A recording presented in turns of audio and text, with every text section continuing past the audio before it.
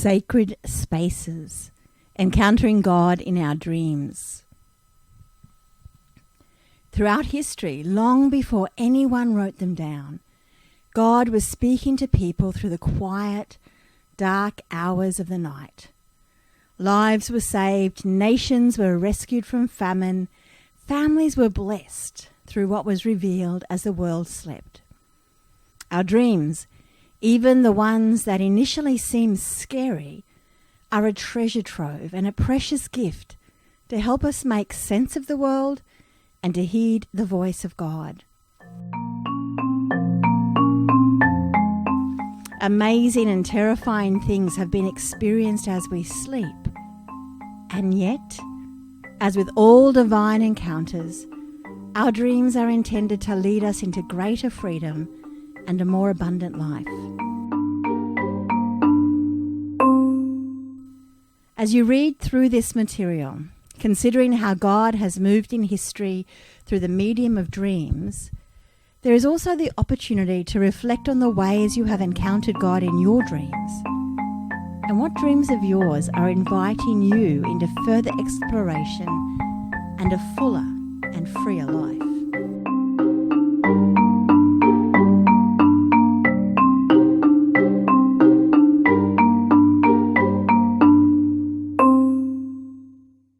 Sacred spaces, encountering God in our dreams. The heavens declare the glory of God. The skies proclaim the work of his hands. Day after day they pour forth speech. Night after night they reveal knowledge.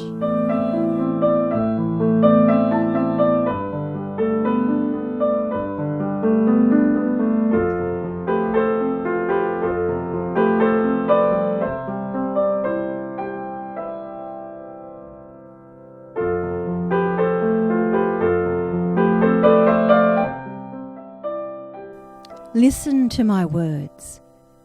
When there is a prophet among you, I, the Lord, reveal myself to them in visions. I speak to them in dreams. For God does speak, now one way, now another, though no one perceives it.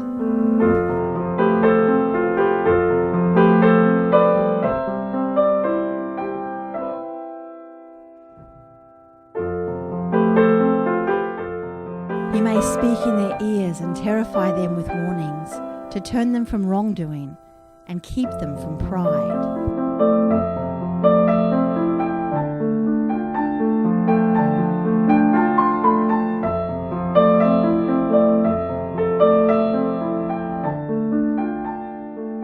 Lord, teach me to seek you and reveal yourself to me as I look for you.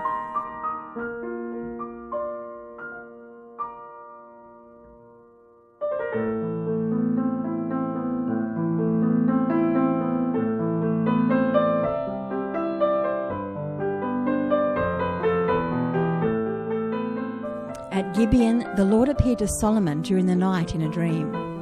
And God said, "Ask for whatever you want me to give you." Solomon answered, "You have shown great kindness to your servant, my father David, because he was faithful to you and righteous and upright in heart.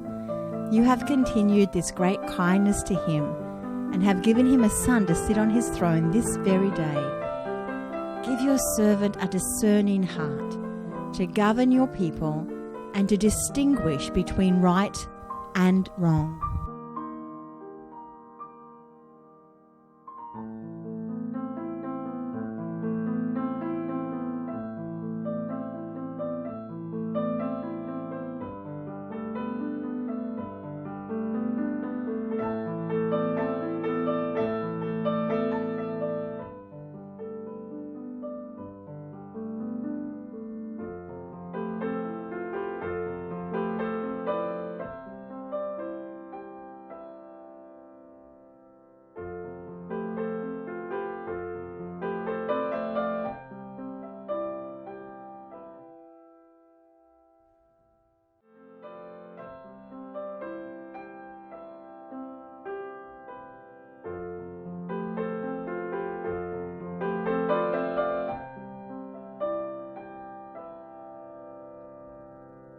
Then Solomon awoke, and he realized it had been a dream.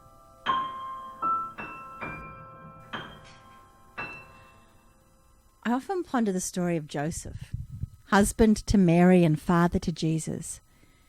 There is so much more I'd like to know about him and what went through his mind and heart during those days surrounding Jesus' birth and afterwards. He got so much more than he bargained for when he and Mary were first betrothed. Firstly, his fiancée pregnant, and he definitely knew it wasn't him. Having to flee to a strange country, a country where his people had been slaves, because a murderous king was out to kill his newborn son. And then, when the opportunity came to return home, he still wasn't able to and had to settle somewhere else again. Quite often, I think to myself, this is not what I signed up for. Life frequently seems far more complicated than I expected. Simple commitments become overwhelming. Saying yes to something new suddenly involves a whole lot more than I thought or wanted. Sometimes I just can't see how to move forward in a difficult situation. And my thoughts turn back to Joseph, an ordinary bloke that we really don't know very much about.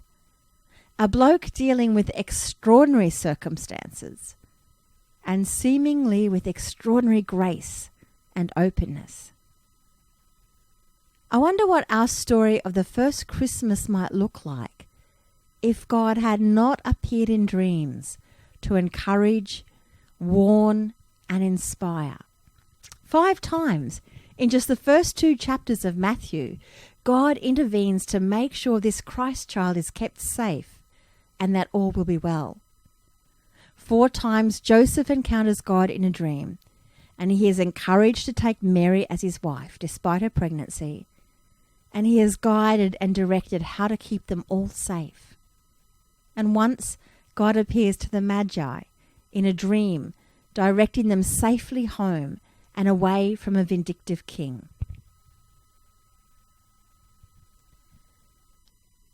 What would the Christmas story be without these dreams? How would Joseph have known what to do or where to go? Throughout history, dreams have been a powerful way of God meeting with his people. Dreams are recorded or mentioned in almost every part of the Bible, some 70 passages from Genesis to Revelation, and are sometimes recorded as dreams, visions, or the appearance of angels. As we read through these encounters, we see that the people who received these dreams took them seriously and recognized them as divine encounters. They pondered the meaning of them, sought guidance where necessary, and responded to the direction they received. And with what amazing consequences. You might like to take some time to reflect on some of these life-changing dreams. What was the context of the dream? Who was God speaking to, and what was the message? How did the dreamer respond? And what happened next? Reflect on your own dreams. How is God speaking to you through them?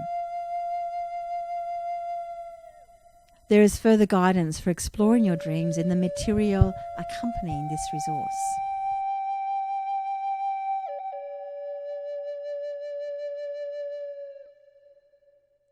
Lord, I long to hear more from you and to know you more deeply.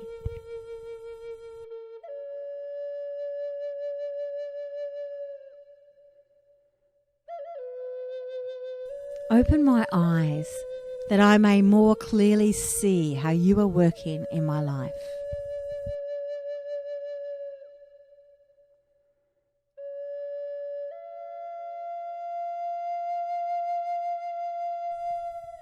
Move my spirit to a greater openness to your spirit and speak your truth into my life.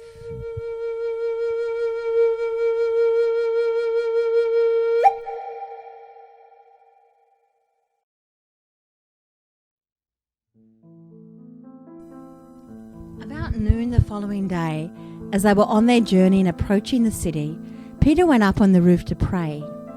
He became hungry and wanted something to eat. And while the meal was being prepared, he fell into a trance. He saw heaven opened and something like a large sheet being let down to earth by its four corners. It contained all kinds of four-footed animals, as well as reptiles and birds. Then a voice told him, "Get up, Peter, kill and eat." "Surely not, Lord," Peter replied. "I have never eaten anything impure or unclean."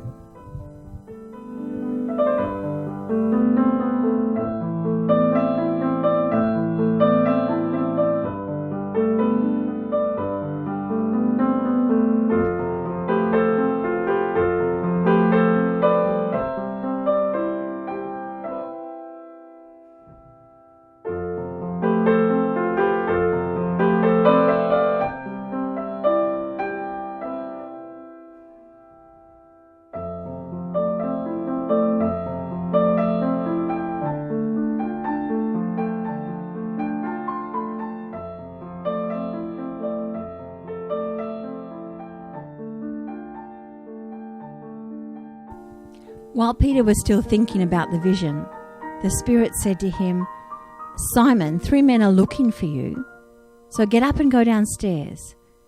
Do not hesitate to go with them, for I have sent them."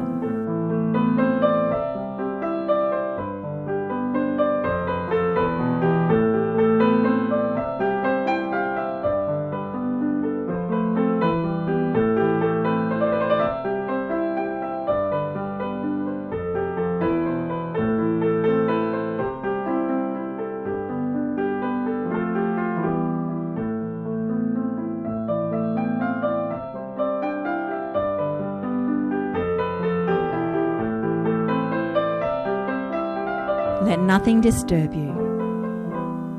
Let nothing frighten you. All things are passing. God never changes. Patient endurance obtains all things.